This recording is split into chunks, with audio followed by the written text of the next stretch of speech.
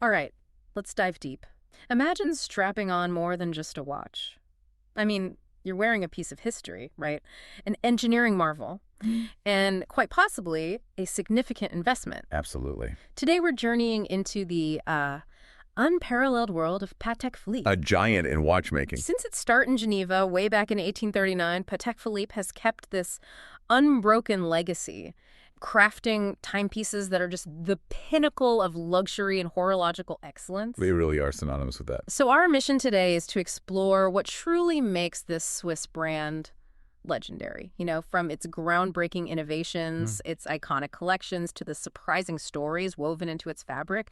We want you to walk away understanding why these aren't just watches. They're much more. They're legacies, true legacies. That's the perfect word for it. And when we talk about legacy, we have to start with a pretty monumental moment in timekeeping. Yeah. The creation of the world's first wristwatch. A huge moment. Picture this.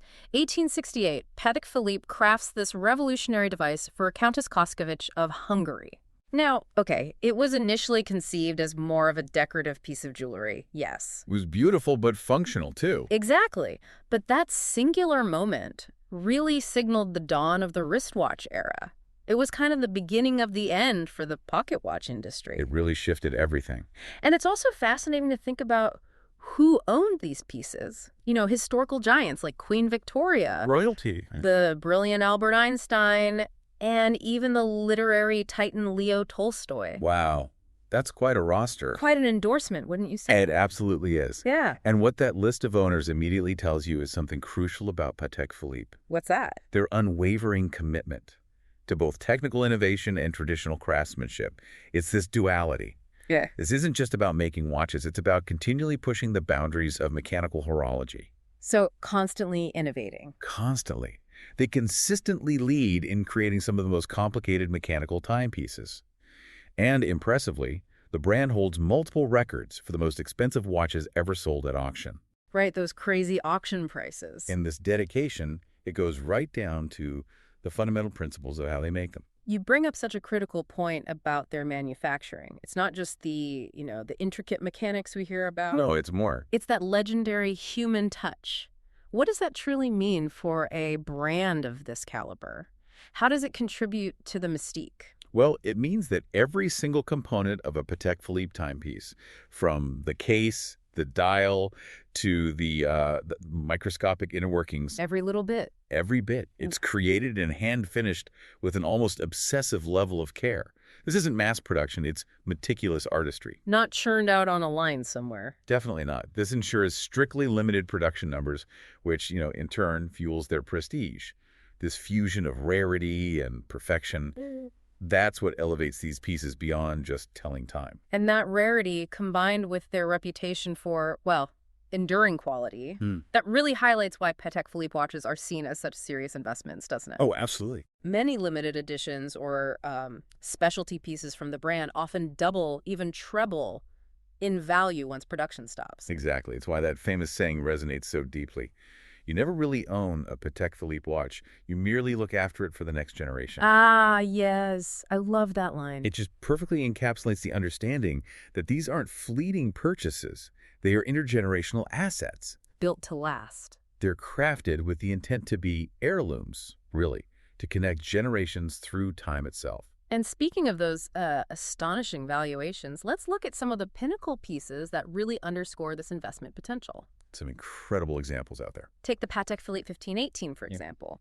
This, astoundingly beautiful steel perpetual calendar chronograph. A legendary watch. It sold for an incredible $11 million in Geneva back in 2016. What was it about this watch that made it such an irresistible oddity, as some called it, in the luxury market? Well, the insight there is why that steel 1518 was so revolutionary. You have to understand the context. At the time, steel was considered, well, a utilitarian metal. Yeah. Almost basic. It was rarely used in high-end luxury watchmaking. Right. They preferred gold, platinum. Exactly, Yeah. precious metals. So for Patek Philippe to craft such a complicated and prestigious watch, a perpetual calendar chronograph, no less in steel, Yeah. that was a bold move, almost defiant. That's the cream. Totally. It elevated the material itself and challenged those traditional ideas of luxury. It proved that exceptional craftsmanship and complexity transcend the material value alone. Interesting. So the steel itself became part of the story. Precisely. But if we're talking truly legendary one-off pieces, the Henry Graves super complication, it just stands alone. Ah, the super complication. The name says it all. It really does. Commissioned back in 1925 by American banker Henry Graves Jr., and the story goes, he specifically wanted to outdo a rival's complicated pocket watch. A bit of one-upmanship there. Absolutely. And Patek Philippe delivered. They created a mechanical pocket watch with an astonishing 24 functions. 24. In a pocket watch. 24. Yeah. Including things like sunrise and sunset times, and even a celestial map of New York as seen from Graves's apartment. That's incredible detail. It took 3 years just to design it, and another 5 years to actually manufacture it. 8 years total. Wow. And when it last sold at auction in 2014, it set a new record. Fetched an astounding $24 million. $24 million. It's a genuine marvel of horological engineering, just breathtaking. 24 functions in a pocket watch from 1925. That precision is just mind-boggling, isn't it? It really is. It truly underscores that these aren't merely timepieces. They're tangible pieces of history, carrying just astonishing investment potential. History on your wrist or in your pocket, in that case. Okay, moving from these record-breaking masterpieces, let's shift focus a bit. Let's explore some of the iconic collections that really define Patek Philippe's enduring genius. Right, the families of watches. And we absolutely have to start with the Calatrava. The quintessential dress watch for many. Exactly. This meticulously structured, perfectly circular collection is recognized as Patek Philippe's flagship. Launched in 1932, right after the Stern family took over the business. A pivotal moment for the brand. And it takes its name from a 12th century Spanish order, the Calatrava order. Now, the design philosophy was heavily influenced by the Bauhaus art movement, embracing that less is more school of thought. So for a luxury watch, what was the impact, or maybe the meaning, of adopting such a minimalist design philosophy back then? That's a great question, because it was a very conscious decision. It was about distilling elegance down to its absolute purest form. Simplicity as the ultimate sophistication. You could say that. Yeah. The Bauhaus influence meant clean, linear lines and an absolute timeless simplicity. That original 31-millimeter round bezel, a pristine, clean dial, usually a white face. It sat low on the wrist. It just exuded this understated elegance that really defied fleeting trends. So it wasn't about flashy design. Not at all. And while the collection has evolved over the decades, it still retains that same sense of modest perfection. You'll find subtle ornamental patterns sometimes, maybe on the bezels, or hand-applied solid gold numerals on the dials, Beautiful. but always in service of clarity and that core simplicity. And beneath that elegant simplicity, the Calatrava boasts some pretty astounding mechanics, right? Oh, absolutely. Many of the more recent designs are powered by the brand's famous 215 PS movement.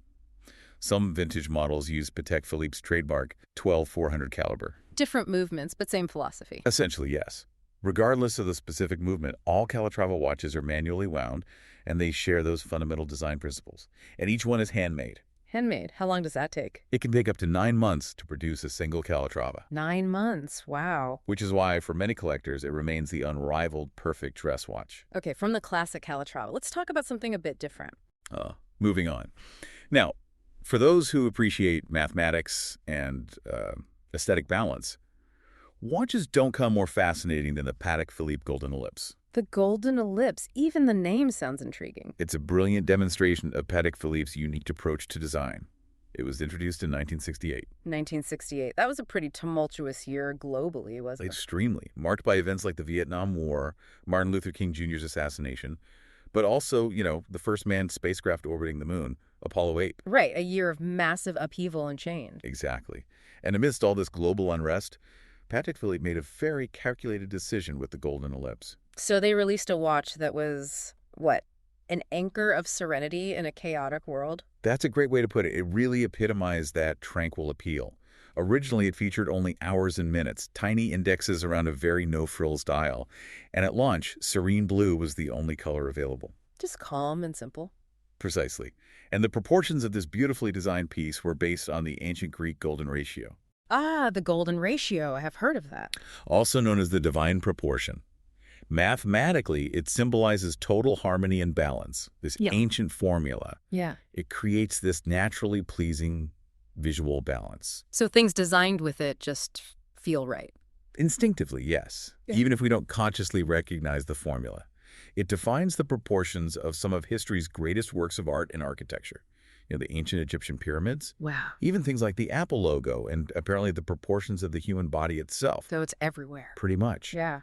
And that same kind of scientifically proven charisma of calm defines the case shape of the golden ellipse. It's not quite round, not quite square. Exactly, neither circle nor square. It was a bold, very slender watch that quickly won hearts.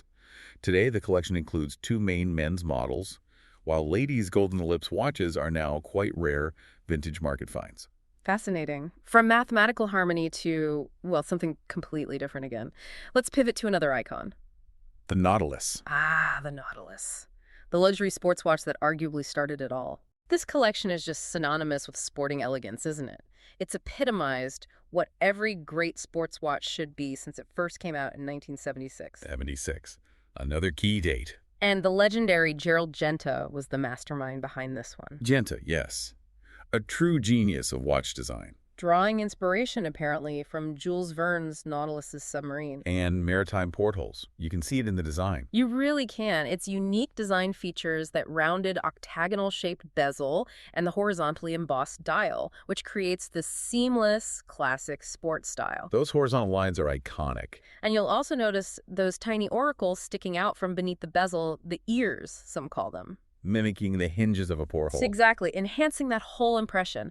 The watch was built to be solid, robust, constructed as a single piece with an integrated chain link bracelet. A very distinctive bracelet, too. But Genta's choice of material for the Nautilus was, well, pretty audacious at the time. Why was using steel for such a luxury timepiece in the 1970s such a radical departure? That's really the crux of its revolutionary appeal. I mean, in the 1970s, luxury watches were almost exclusively made of precious metals. Gold, platinum. That was the expectation. Absolutely. Yeah. Steel was seen as utilitarian, almost common. So for a brand like Patek Philippe to launch a high-end sports watch, priced similarly to a gold watch, mind you, but made of steel, that was a truly bold statement. It must have caused a stir. It absolutely did. Yeah. It redefined luxury in a way. It demonstrated that value could come from design, from craftsmanship, exclusivity, not solely from the material itself. You're shifting perceptions. Exactly. It allowed Patek Philippe to capture a whole new segment of the market, people who wanted luxury, but with a more casual, robust aesthetic. And of course, now. Now steel is everywhere in high-end sports watches. It's standard. It just showcases Genta's incredible foresight. Over 40 years after its initial release, the Nautilus has remained eternally popular. It's evolved into a full collection for both men and women. Still highly sought after. Incredibly. You can find current models in steel, rose gold, white gold, two-tone combinations, and rare models, like the Nautilus 2499, are highly sought after by collectors. It's a true icon. Building on that theme, though, of adapting to changing tastes, in 1997, the Aquanaut created a real sensation. The Aquanaut, newer but also very popular. Yes.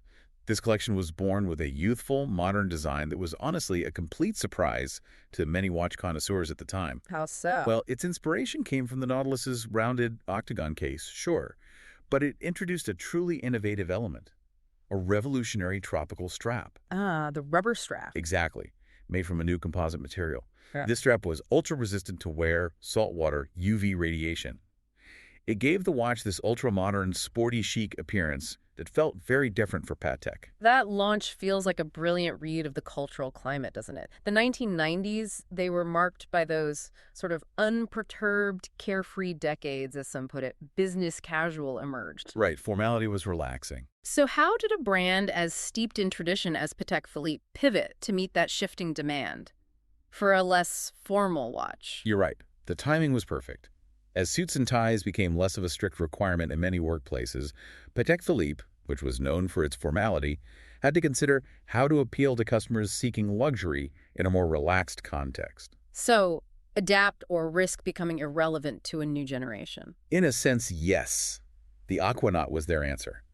A watch that maintained Patek Philippe's incredibly high standards of excellence, but dialed up that casual aesthetic with its relapsed rubber strap and that distinct, almost grenade-pattern dial. It was a strategic move then. Definitely. To broaden their appeal without compromising their core identity. And fast forward to today. I mean, while it's common now to see chunky, casual watches in the boardroom, The Aquanaut itself has become a classic. a stone-cold classic. It's smart, yet informal enough to pair with relaxed attire, and its fresh, modern simplicity is now just as much a part of the Patek Philippe heritage as the Nautilus. And still a good investment. Increasingly sought after as an investment, yes, especially certain models. Okay. Now, let's turn our attention specifically to ladies' watches for a moment. The 24 collection. Ah, yes.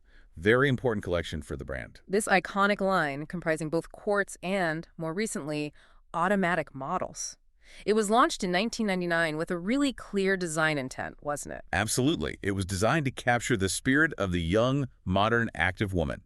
A watch designed to fit in with every moment of her life. That was the idea. And it was quite a significant moment, too, being Patek Philippe's first steel ladies' bracelet watch. That's right. Featuring that distinctive rectangular manchette or cuff design with an articulated bracelet. Very elegant, very comfortable. Very versatile, too, I imagine. The versatility of the 24 is indeed a huge part of its appeal. It just effortlessly complements the latest fashions, classic evening wear, business attire, even casual outfits. Dress it up or down. Exactly. You can find these watches in diamond set rose gold or stainless steel. They've been a mainstay of the high-end watch market for over 2 decades now. And they updated it recently. They did. In 2018, the collection received a significant modern update with the launch of automatic self-winding models. Moving beyond quartz for the main line. Well, offering both.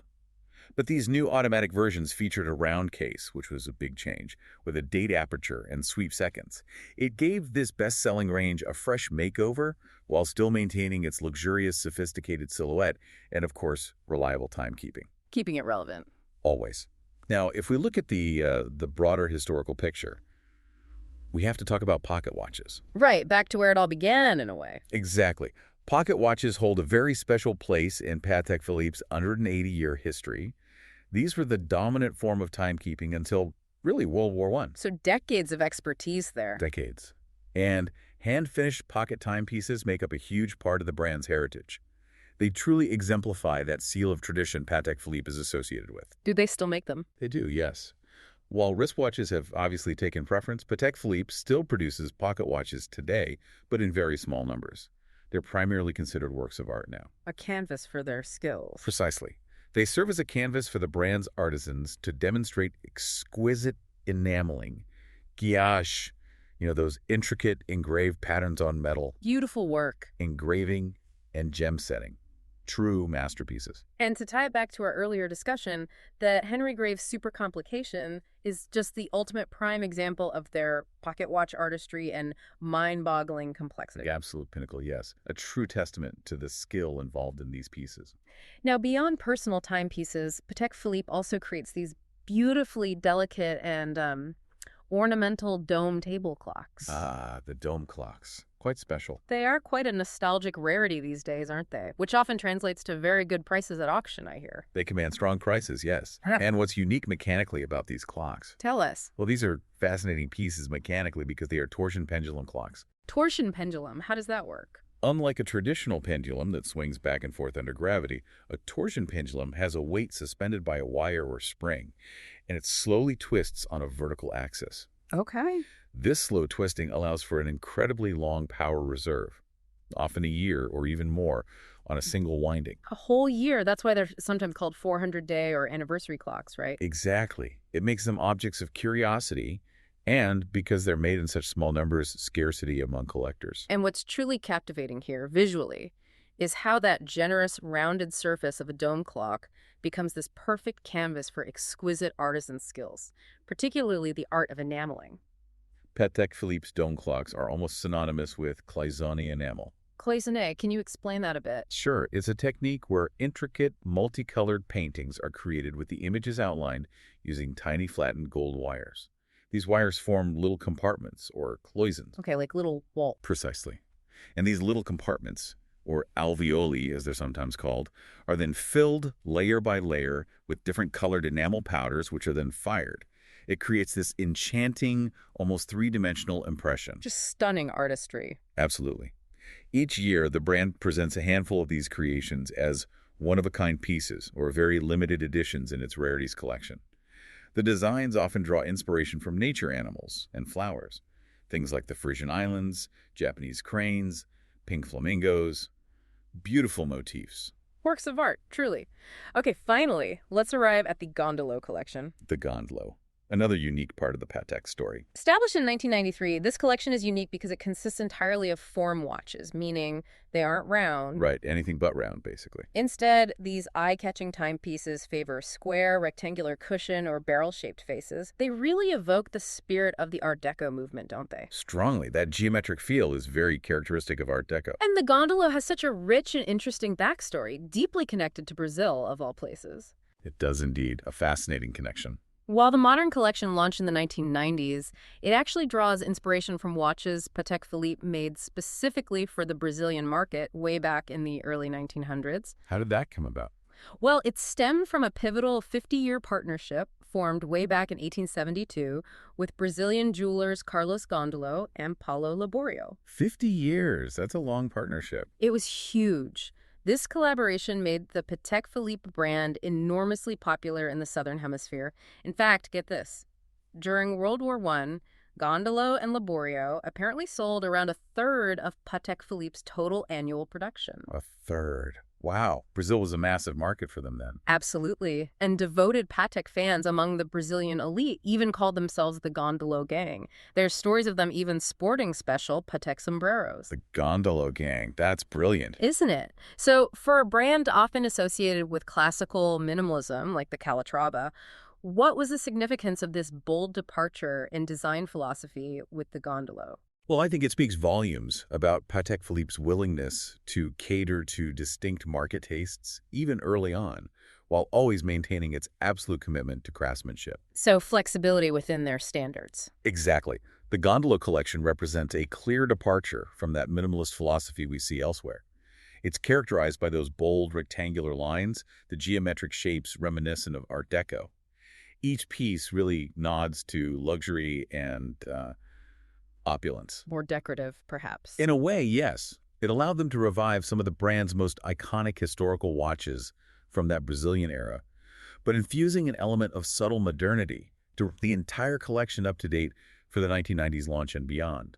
This wasn't just about selling watches. It was about honoring a unique historical partnership and a specific aesthetic. It really showcased their versatility. A fascinating journey through their collections. So if we look at this incredible panorama, this whole picture, Patek Philippe isn't just selling timepieces, are they? No, it feels like much more. They're crafting a narrative of human endeavor, of artistry, of precision that spans centuries. That's well put. From the classic elegance of the Calatrava and the mathematical harmony of the golden ellipse, to the sporty innovation of the Nautilus and Aquanaut, the refined grace of the 24, the historical significance of their pocket watches, the artistic canvas of the dome clocks, and that Art Deco boldness of the gondolo. Their collections just showcase an unparalleled breadth of design and technical mastery. It's truly staggering when you lay it all out. What really resonates most with you from this deep dive? For me, from that very first wristwatch to the most complicated mechanical wonders, Patek Philippe just demonstrates this enduring commitment to excellence. That consistency is key. And these aren't just objects you wear. They really feel like a bridge between generations. A fusion of history, art, and cutting-edge engineering that truly embodies that idea of a legacy, meticulously crafted to be passed down. Passed down, exactly. That heirloom quality is intentional. So, considering Patek Philippe's journey, from creating the world's first wristwatch to manufacturing these mind-bendingly complicated mechanical masterpieces, what does the future hold? For an industry so deeply rooted in tradition, yet constantly pushing the boundaries of innovation and art. That's the big question, isn't it? How do you balance heritage with progress? It's a question that continues to drive the very essence of horology, I think. Something for all of us to ponder.